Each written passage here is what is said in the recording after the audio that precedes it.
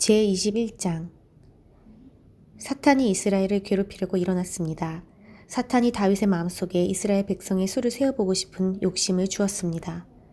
다윗이 요압과 군대 지휘관들에게 말했습니다. 가서 브엘세바에서부터 단에 이르기까지 모든 이스라엘 백성의 수를 세시오. 그래서 그 수가 얼마나 되는지 나에게 알려주시오. 요압이 대답했습니다.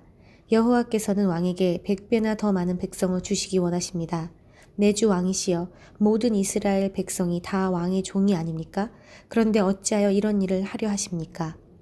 그래도 다윗 왕은 요압에게 명령대로 하라고 했습니다. 그래서 요압은 다윗 앞에서 물러나와 온 이스라엘을 다니며 인구조사를 한 다음 예루살렘으로 돌아왔습니다. 요압이 왕에게 백성의 수를 보고했습니다.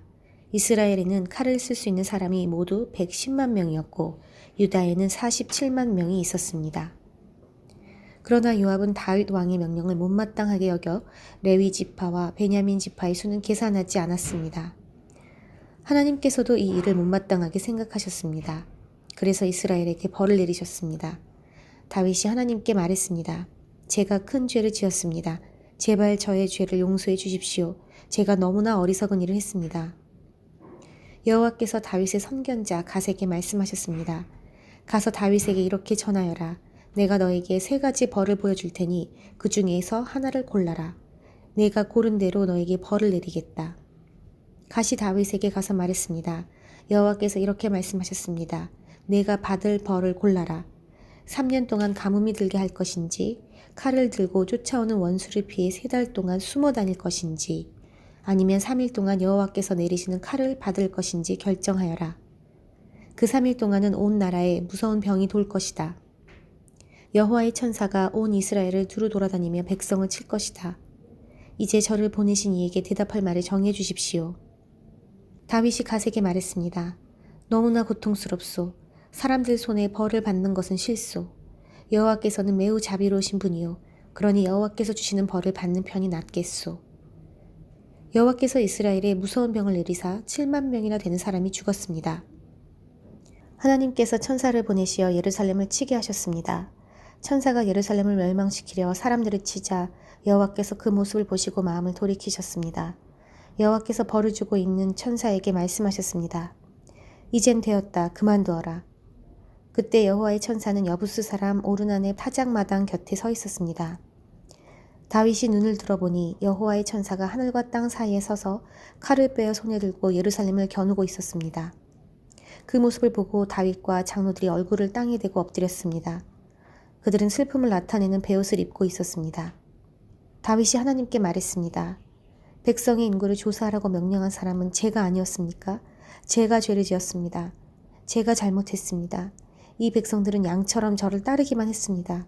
그들이 무슨 잘못을 했습니까? 나의 하나님 여호와여, 저와 제 집안에만 벌을 내려주십시오. 주의 백성을 죽이고 있는 이 무서운 병을 멈춰주십시오. 그러자 여호와의 천사가 갓을 통해 다윗에게 명령했습니다.